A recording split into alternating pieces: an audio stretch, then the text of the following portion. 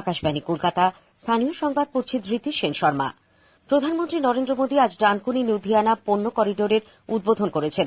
Video কনফারেন্সের মাধ্যমে তিনি ৩৫১ কিলোমিটার দীর্ঘ এই পণ্য করিডোরটি জাতির উদ্দেশ্যে উৎসর্গ করেন। এর ফলে মালগাড়ি চলাচল ও পণ্য পরিবহনে আরও গতি আসবে বলে শ্রী মোদী আশা প্রকাশ করেছেন। বীরভূমের বোলপুরে আজ মুখ্যমন্ত্রী মমতা ব্যানার্জির রোড শো। ২০ ডিসেম্বর বোলপুরের যেখান দিয়ে কেন্দ্রীয় স্বরাষ্ট্রমন্ত্রী অমিত শাহর রোড শো গেছিল, সেই পথেই রোড শো করছেন তৃণমূল কংগ্রেস নেত্রী। সেখানে ব্যাপক জনসমাগম হয়েছে। জাম্বুনি মোড়ে জনসভা স্থলের আশেপাশে গোটা রাস্তা দলীয় পতাকায় মুড়ে ফেলা হয়েছে। পুলিশ প্রশাসনের তৎপরতাও তুঙ্গে। মুখ্যমন্ত্রী এবার বিশ্বভারতী নিয়ে রাজনীতি শুরু করেছেন বলে বিজেপির রাজ্য সভাপতি দিলীপ ঘোষ অভিযোগ করেছেন। উত্তর ২৪ পরগনার শ্যামনগরে আজ সকালে চায় পে চর্চা অনুষ্ঠানে যোগ দেওয়ার পর তিনি সাংবাদিকদের বলেন, বিশ্বভারতী একটি শিক্ষা প্রতিষ্ঠান, সেখানে প্রতিভার বিকাশ ঘটে। বিশ্বভারতীকে রাজনীতির ঊর্ধ্বে রাখাই উচিত। চায় পে চর্চা অনুষ্ঠানে অন্যদের মধ্যে উপস্থিত ছিলেন ব্যারাকপুরের বিজেপি সাংসদ অর্জুন সিং। বিজেপি নেতা শুভেন্দু অধিকারী আজ নন্দীগ্রামে টেঙ্গুয়া মোড় থেকে জানকীনাথ মন্দির পর্যন্ত এক র্যালিতে অংশ নেন। তৃণমূল কংগ্রেস ও বিধায়ক পদ ছাড়া এবং বিজেপিতে যোগদানের পর তিনি এই প্রথম নন্দীগ্রামে গেলেন।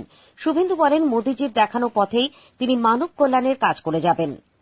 কলকাতার রানী রাসমণি রোডে আজ বাম দলগুলি ও কংগ্রেস যৌথ জমায়েত করছে।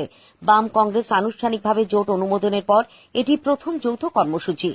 এর আগে প্রদেশ কংগ্রেস সভাপতি অধীর রঞ্জন চৌধুরী গতকাল সব জেলার সভাপতি ও পর্যবেক্ষকদের নিয়ে এক ভার্চুয়াল বৈঠক করেন। বিজেপির অন্যায় অন্যায় কর্মসূচিতে ব্যাপক সাড়া মিলেছে মুর্শিদাবাদে। আজ সদর শহর বহরমপুরে কুঞ্জঘাটা এলাকা থেকে বিজেপির জেলা নেতৃত্বের উপস্থিতিতে এক সাইকেল র্যালি গোটা শহর পরিক্রমা করে। দেশে করোনা সংক্রমণ থেকে আরোগ্যের হার ৯৬% কাছাকাছি পৌঁছেছে। দৈনিক সংক্রমণ এবং মৃত্যু উল্লেখযোগ্যভাবে কমলেও ব্রিটেন ফেরত ৬ জনের দেহে রূপান্তরিত ভাইরাস মেলায় উদ্বেগ বেড়েছে। পরিবর্তিত এই করোনা ভাইরাসের সংক্রমণ ক্ষমতা ৭০ গুণ বেশি বলে ব্রিটিশ সরকার আগেই জানিয়েছে। স্বাস্থ্যমন্ত্রকের আজ সকালের রিপোর্টে জানানো হয়েছে, ২৪ ঘণ্টায় নতুন করে সংক্রমিতের সংখ্যা আরও কমে হয়েছে ১৬,৪৩২। ৬ মাসের মধ্যে এই প্রথম দৈনিক আক্রান্তের সংখ্যা এতটা নিচে নামল।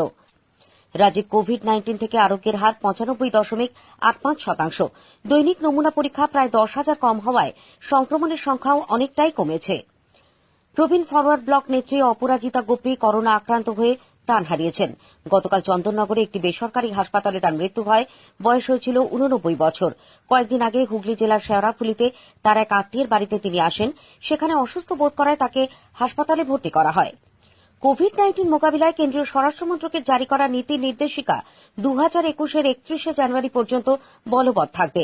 মন্ত্রকের এক আদেশনামায় বলা হয়েছে, নতুন করে সংক্রমণ এবং চিকিৎসাধীন করোনা রোগীর সংখ্যা কমতে থাকলেও নজরদারি, সংক্রমণের নিয়ন্ত্রণের বিধি এবং সতর্কতা বজায় রাখা প্রয়োজন। নদিয়ার কল্যাণীতে নতুন বছরের গোড়াতেই চালু হচ্ছে বহু প্রতীক্ষিত এইমস। প্রাথমিক পর্যায়ে সীমিত সংখ্যক বিভাগ নিয়ে আউটডোর শুরু হবে বলে হাসপাতালের এক্সিকিউটিভ ডিরেক্টর ড রামজিৎ সিং জানিয়েছেন। গোয়ার ব্যাম্বোলিমের জিএমসি স্টেডিয়ামে আইএসএল ফুটবলে আজ এটিকে মোহনবাগান চেন্নাইয়ান এফসির মুখোমুখি হবে।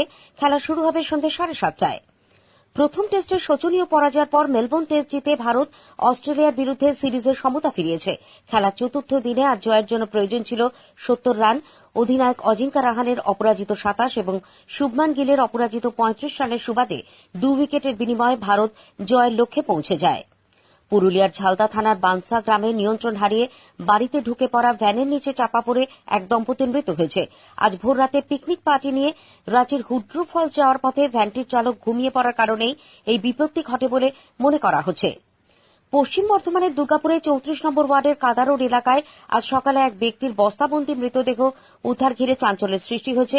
মৃত মঙ্গল বাউরি ওই এলাকার বাসিন্দা। ৪ মাস ধরে তিনি নিখোঁজ ছিলেন। তাকে খুন করা হয়েছে বলে পরিবারের দাবি। পশ্চিম বর্ধমানের চিত্তরঞ্জন থানার আমলাদেহি বাজারে আজ সকালে একটি কাঠের ফার্নিচারের দোকানে আগুন লেগে যায়। ২ ঘণ্টার চেষ্টায় আগুন আয়ত্তে আনে। হাওড়ার ডোমজুর থানা এলাকার গয়েশপুরে আজ সকালে একটি রাষ্ট্রায়ত্ত ব্যাংকের দোতলা বাড়ির একতলার ঘরে আগুন লাগে। জলপাইগুড়ির ময়নাগুড়ির দেবীপাড়াতেও আজ সকালে একটি গোডাউনে আগুন লাগে। কলকাতা সহ গোটা রাজ্যেই কনকনে ঠান্ডা। নতুন বছরের আগে তাপমাত্রা আরও নামবে বলে আলিপুর আবহাওয়া দপ্তরের পূর্বাভাস। কলকাতায় সকালে সর্বনিম্ন তাপমাত্রা রেকর্ড করা হয় ১১.৭ ডিগ্রি সেলসিয়াস, স্বাভাবিকের তুলনায় যা ২ ডিগ্রি নিচে। আগামী শুক্রবার 1 জানুয়ারি থেকে আকাশবাণী কলকাতার রাত 10টার বাংলা সংবাদ আবার শুরু হচ্ছে। 10 মিনিটের এই সংবাদ বুলেটিন শোনা যাবে গীতাঞ্জলি ও FM গোল্ড প্রচার তরঙ্গে। 1 জানুয়ারি থেকে রাত 9:30টার বিশেষ সংবাদ আর থাকছে না। স্থানীয় সংবাদ শেষ হল। পরের খবর বিকেল 5টা 10 মিনিটে।